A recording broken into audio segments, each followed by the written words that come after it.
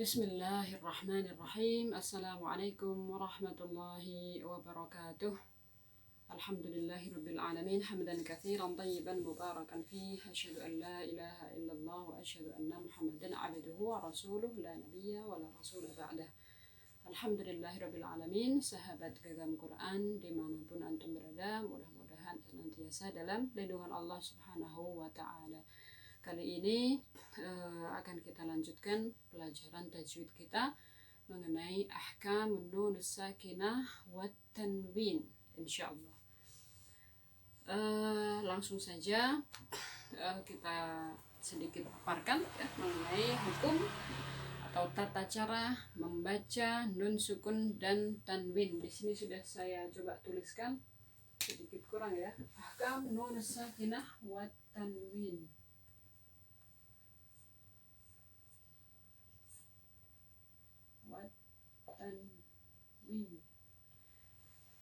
Setidaknya ada 5. Kalau di buku 3 bisa dibuka halaman 14, bisa sambil menyimak ya yang memiliki buku. Cara membaca nun sukun dan tanwin. Seringkali saya sampaikan bahwa nun sukun dan tanwin itu memiliki kesamaan yang suara yang dihasilkan, yaitu suara N ya. Suara apa? Suara N. Nah, suara N ini ketika bertemu dengan huruf-huruf hijaiyah, maka ada beberapa qawaid yang mengatur, ada beberapa kaidah begitu ya. Nah, apa saja di antaranya? Yang pertama di sini ada idhar ya, ada idhar atau al-idhar. Ada yang menyebutnya dengan idhar halqi ya. Yang pertama idhar. Secara bahasa ya, idhar itu adalah jelas, zuhur, jelas. Maka bagaimana cara membaca huruf nun tanwin dan nun mati dan tanwin tersebut ketika bertemu dengan huruf-huruf idhar?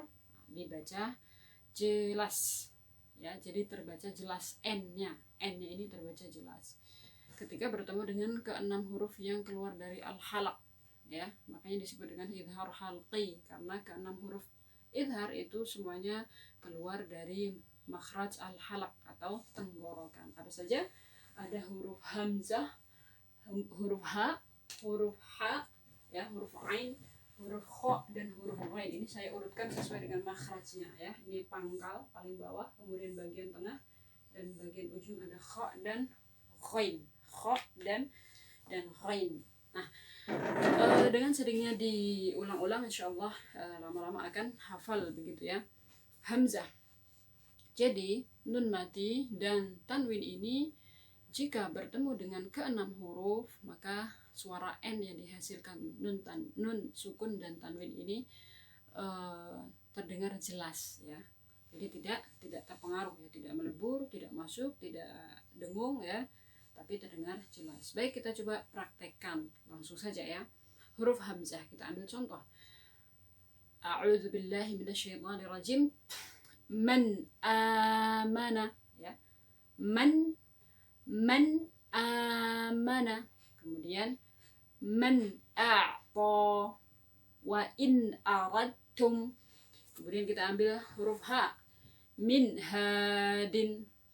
Salamun hiya. Man halaka.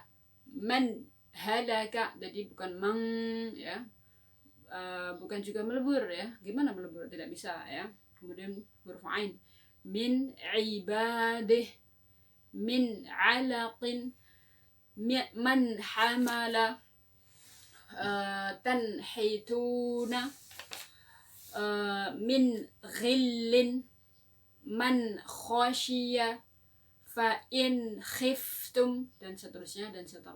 Bisa teman-teman lanjutkan sendiri ya. Jadi yang jelas dia terdengar, N-nya ini terdengar jelas, tidak dipengaruhi oleh huruf hijaiyahnya, tidak dengung, tidak samar-samar, juga tidak melebur. Baik, yang kedua adalah idgham bi gunnah. Sebetulnya idgham bi gunnah dan idgham bila gunnah ini satu ya, tapi di sini saya coba tuliskan dua-duanya, artinya dipecah ya.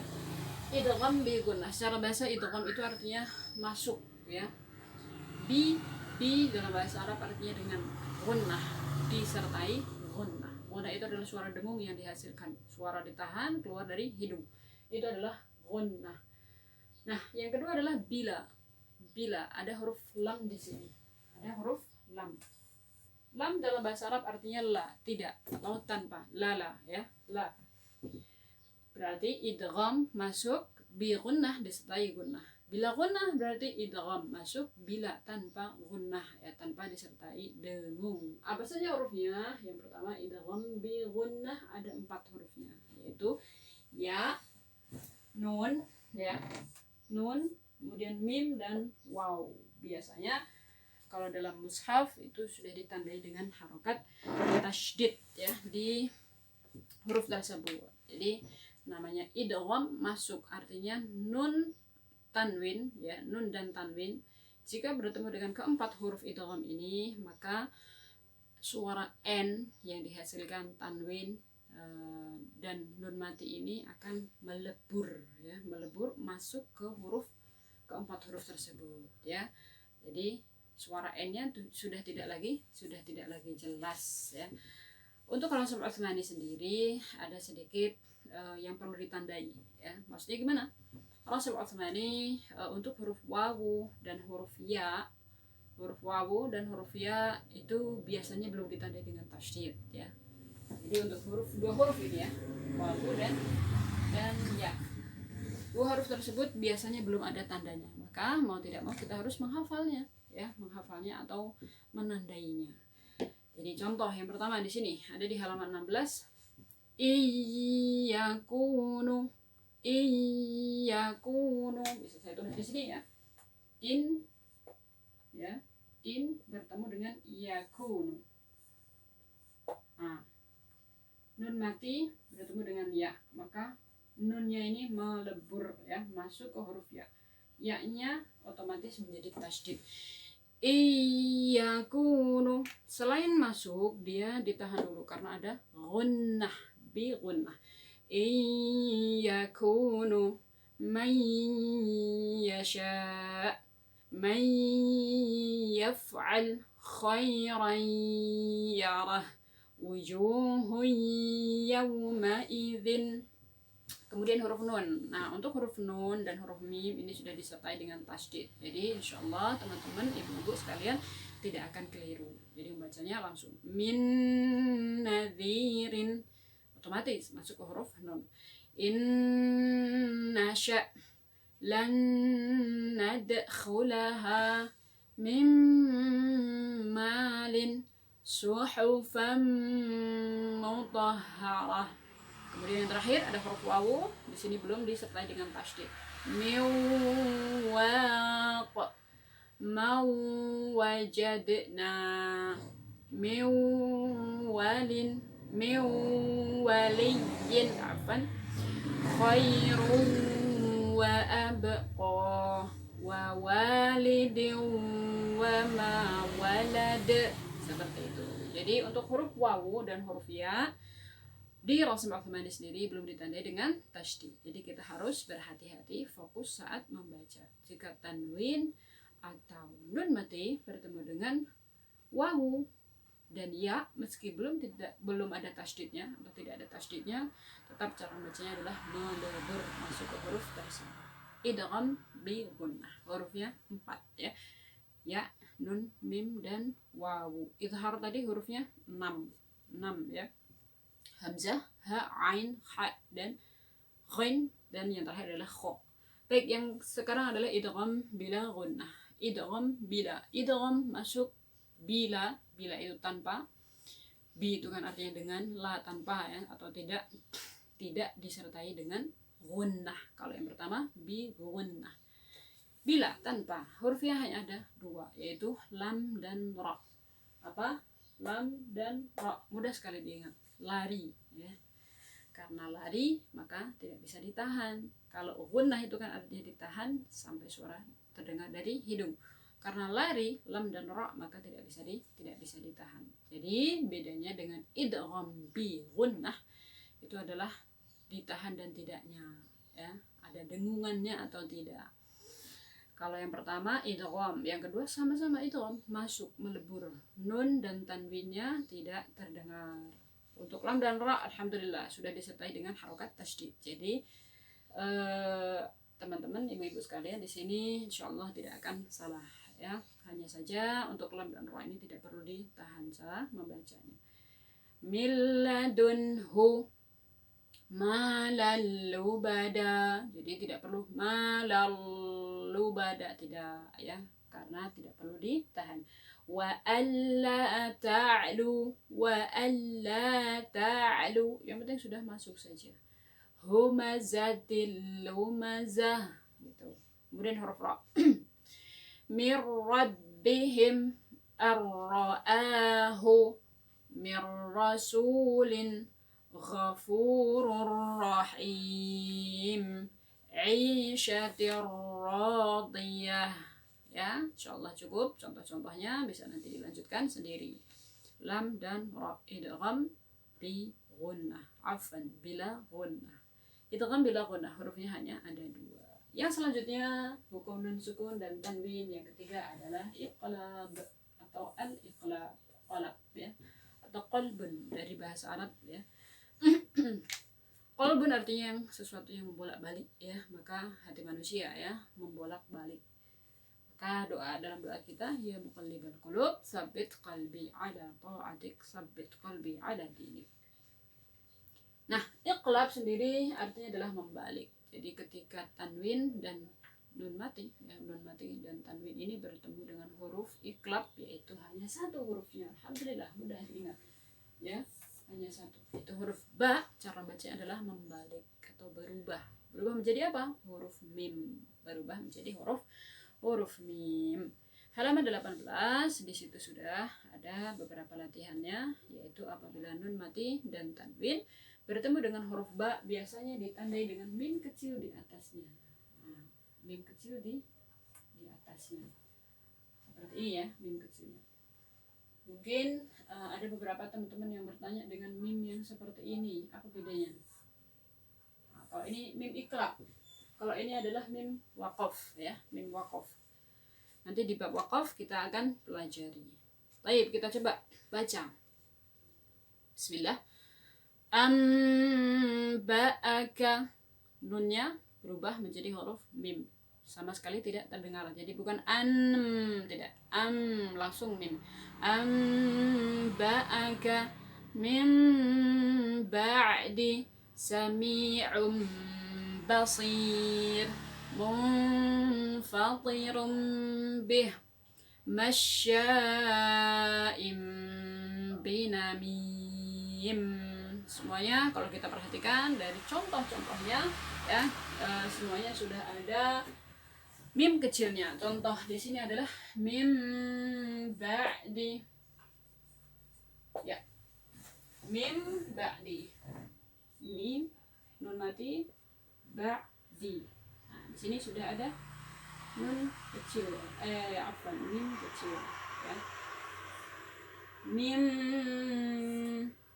nunnya sama sekali tidak terdengar ya, dan karena dia berubah menjadi huruf mim ya, atau biasanya ditulis di atas ini ya, mimnya.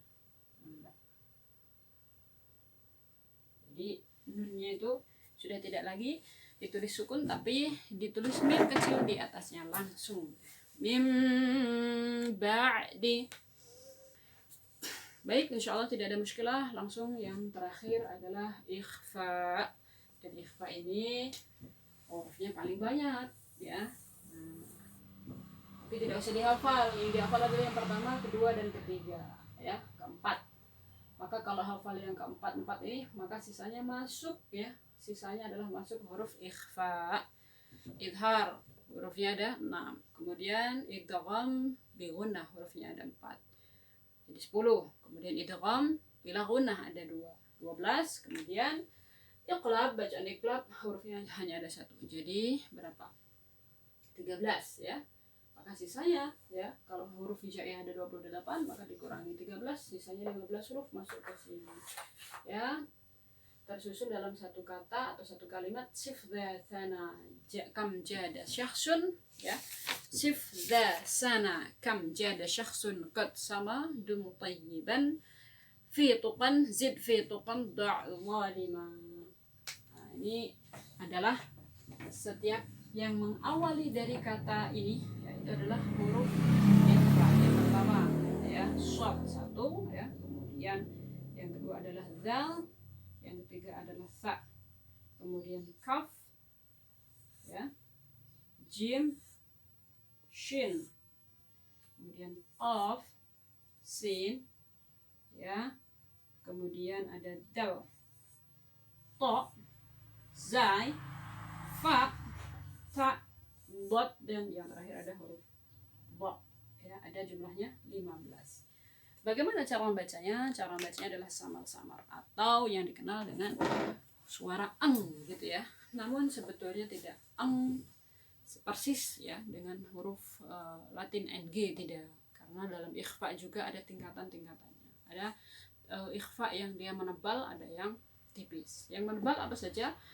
Yaitu apabila nun mati dan tanwin bertemu dengan huruf-huruf yang memiliki sifat isti'la ya, tapi tidak semua, yaitu kecuali kha ya.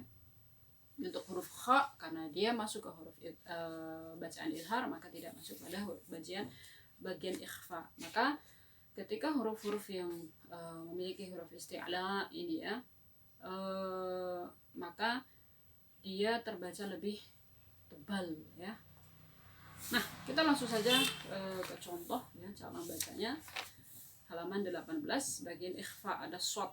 Yang surukum. Nah, di sini terdengar yang, bukan hanya yang, tapi yang surukum ya. Yang surukum min salsalin. Yang pertama tadi yang surukum min salsalin an salatihim rihan sarsara amalan saliha. Huruf sad. Berikutnya ada huruf dal ya. Min zahabin. Nah, kalau kita perhatikan suaranya berbeda antara ikhfa huruf dal dan huruf sad. Huruf dal itu tipis. Min, bukan meo.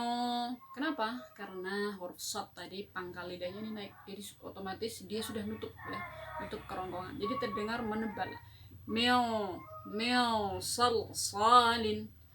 Kalau di sini min dhahabin, man dzalladzi wa mundirin ya. Huruf sa, faman thaqulat min thamarah ya. Kemudian ada huruf kaf, man kana min kutubin. Huruf kaf juga tidak tebal. Kita ambil contoh yang tebal, misalnya huruf qaf, min qablikum fa in qatalukum yanqalib. Ta, min tayyibati fa in tibna lakum. Huruf zai, min zaqum in za'amtum, dan seterusnya dan seterusnya. Jadi bacaan huruf ikhfa ini adalah nun mati dan tanwinnya terdengar samar-samar. Jadi ada beberapa kesalahan cara membaca ikhfa ya, masih terdengar n-nya. Misalnya faman, jadi masih n kemudian diikuti ang, tidak ya, bukan faman tidak langsung ang. Faman, man, berbeda ya, man sama man. Faman taba min zahirin, dan seterusnya dan seterusnya. Mudah-mudahan bermanfaat ya, bisa dijadikan bahan murajaah, dijadikan bahan latihan ya untuk tatbik, yaitu bisa dibaca surah Al-Insyiqaq ya, surah Al-Insyiqaq. Sebelum saya tutup ya, kita coba ulangi lagi sekali lagi, yaitu ahkam nun sakinah wa tanwin ada 5 ya. Ilhar, idgham bi gunnah, idgham bila gunnah, iqlab, dan yang terakhir adalah ikhfa ya. Masing-masing hurufnya untuk idhar ada 6, iqlab ada 1 ya, idgham bi gunnah ada 4, dan idgham bila gunnah hanya ada 1, maka sisanya yaitu 15 masuk ke bagian ikhfa. Barakallahu fiikum. fikunna. Mudah-mudahan kita senantiasa diberi taufik oleh Allah Subhanahu wa taala untuk senantiasa bisa mengkaji, mentadabburi ya. Dan target minimal adalah membaca Al-Qur'an dengan baik dan benar. Barakallahu fikun. Saya akhiri. Assalamualaikum warahmatullahi wabarakatuh.